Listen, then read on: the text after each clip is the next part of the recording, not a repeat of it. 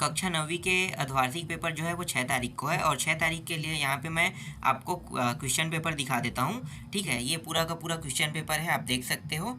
चलो मैं आप पहले इनका उत्तर बता देता हूँ। ठीक है, तो जो जो प्रश्नों का उत्तर मुझे पता है मैं वो सारे मैं आपको बताते चलूँगा। ठीक है, मैं टाइम वेस्ट नहीं करूँगा। ये प्रश्न पत्र मुझे मिला है तो मैं आप लोगों को दे रहा हूँ। तो देखो, बर्फ़ का गलनांक होता है, तो बर्फ़ का गलनांक कितना होता है? तो बर्फ़ का जो गलनांक होता है वो आपको लेना है, ए लेना है 273.16 केल्विन लेना है। ठीक है, ये थोड़ा स्पष्ट नहीं दिखाई दे रहा है क्योंकि मेरे पास साफ साफ नहीं आया था, ये इसी क्वालिटी में आया है, इसलिए मैं आपको जैसा मिला है वैसे ही मैं आपको दे रहा हूँ। ठीक है, शुष्क बर्फ़ क्या है? तो उत्तर क्या लेना है? शुष्क बर्फ़ क्या है? इसमें लोगे ठोस कार्बन डाइऑक्साइड ले लोगे। डेटॉल की डेटॉल की बूंद को जल में मिलाने से कौन सी परिघटना घटित होती है? उत्तर क्या लेना है? उत्तर आपको लेना है विसरण लेना है। गर्मियों के दिन में मटके में रखा जल ठंडा हो जाता है, इस परिघटना का क्या कारण है? तो इसका उत्तर जो है वो हो जाएगा शायद वाष्पीकरण होना चाहिए। ठीक है, चलो आगे देखते हैं। इसके बाद देखो, अमोनिया सल्फेट का सूत्र पूछा है ना, तो अमोनिया सल्फेट का जो सूत्र है वो है NH4। ये जो डी में दिया है ना उसको लेना है, NH4 कोष्टक पूरा बंद और उसके बाद 2 फिर SO4। ठीक है, अमोनियम सल्फेट लेना है। ठीक है, आगे देखते हैं। इसके बाद कार्बन का परमाणु द्रव्यमान होता है, तो कार्बन का परमाणु द्रव्यमान होता है 12 होता है। निम्न में किसकी परमाणु संख्या अधिक है? तो निम्न में जो जी लिखा है ना 18G मेथेन, मतलब जो डी वाला ऑप्शन है इसका होता है। ठीक है, इसके बाद है सातवां प्रश्न। सातवां प्रश्न में क्या दिया है? एसआई मात्रक। ठीक है, तो एसआई पद्धति में भार का मात्रक होता है, तो एसआई पद्धति में भार का मात्रक होता है न्यूटन होता है। चलो आगे दिखाता हूँ। इसके बाद देखो, रिक्त स्थानों की पूर्ति कीजिए। ठीक है, रिक्त स्थानों की पूर्ति में देख लेते हैं। तो देखो, आयतन मापने क्या लिखा है? आयतन मापने का साधारण मात्रक का है ना, तो यहाँ पे क्या लेना है? साधारण मात्रक जो होता है वो होता है लीटर में नापते हैं, तो यहाँ पे लीटर ले लेना है। तापमान बढ़ाने पर कणों की गतिज ऊर्जा खालिस्तान होती है, तो कणों की जो गतिज ऊर्जा है वो बढ़ती है लेना है। ठीक है, इसमें बढ़ती आ जाएगा। ठोसों की अपेक्षा द्रवों में विसरण की दर खालिस्तान होती है, तो अधिक होती है। इसके बाद है, वायु में विद्यमान जल वाष्प की मात्रा को खालिस्तान कहते हैं, तो इसे हम क्या कहते हैं? इसे हम आर्द्रता कहते हैं। ठीक है, और धातुएं ताप एवं विद्युत की खालिस्तान होती है, तो सुचालक होती है। यहाँ पे बर्फ जल एवं वाष्प के खालिस्तान गुण समान होते हैं, तो रासायनिक गुण समान होते हैं। निलंबन कणों का व्यास खालिस्तान मीटर होता है, तो 10⁵ मीटर होता है। ठीक है, यहाँ पे 10⁵ मीटर ले लेना।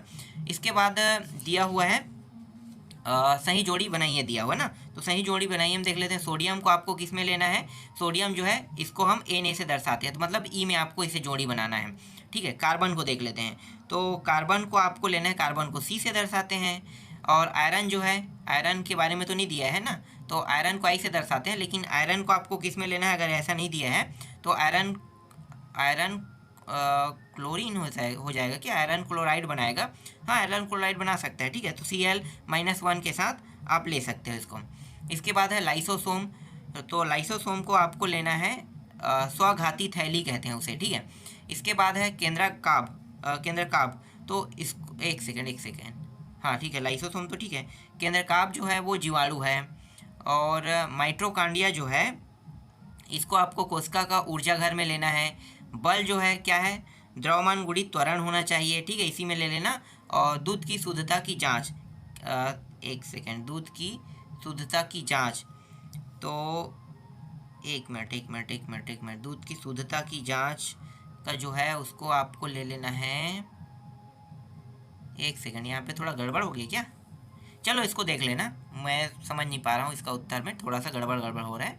ठीक है, चलो आगे देखते हैं। इसके बाद देख लेते हैं आयोडीन वाला ना, तो यहाँ पे देखो, आयोडीन एवं एल्कोहल के विलयन को क्या कहते हैं? तो क्या कहते हैं भाई? तो यहाँ पे टिंचर आयोडीन कहते हैं। ठीक है, टिंचर ले लेना है, टिंचर कहते हैं उसे।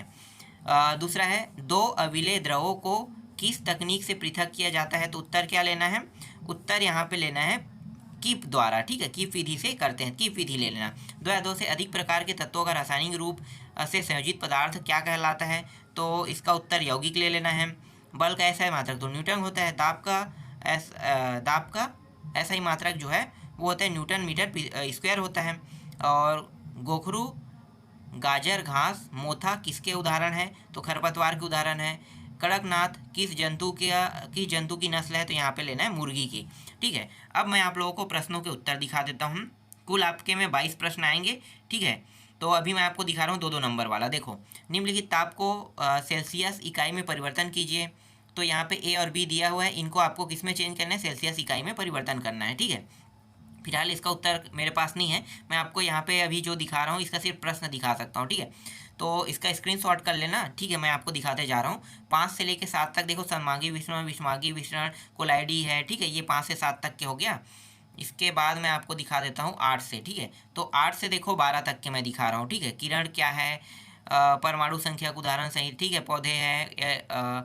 एलो एलो एक सेकंड, एलो एम के घटक अवयव कौन सा है? ठीक है, ये है सदिश राशि और परिभाषा। इसके बाद मैं आपको दिखा देता हूँ यहाँ पे अदिश राशि, अथवा से वाला जो टॉपिक है ना, अदिश राशि की परिभाषा। और बल का ऐसा ही मात्रक है। संवेग से आप क्या समझते हैं? तो आप देख सकते हो 13 से लेके आपको 16 तक दिखाई दे रहा है, आप इसका स्क्रीनशॉट कर लो। ठीक है, इन सभी प्रश्नों को याद करना है। और इसके बाद देखो 17 से मैं आपको दिखा रहा हूँ 20 तक के। ठीक है, तो पादप एवं कोशिका के स्वच्छ नामांकित चित्र बनाइए।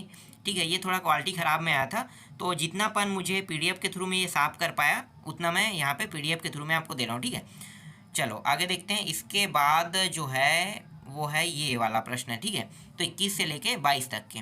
तो अनुसरण क्या है? कैसे कम किया जा सकता है? तो ये इसका प्रश्न है। ठीक है, तो इतने प्रश्नों को मैं आपको दे रहा हूँ, ये कुल 22 प्रश्न हैं।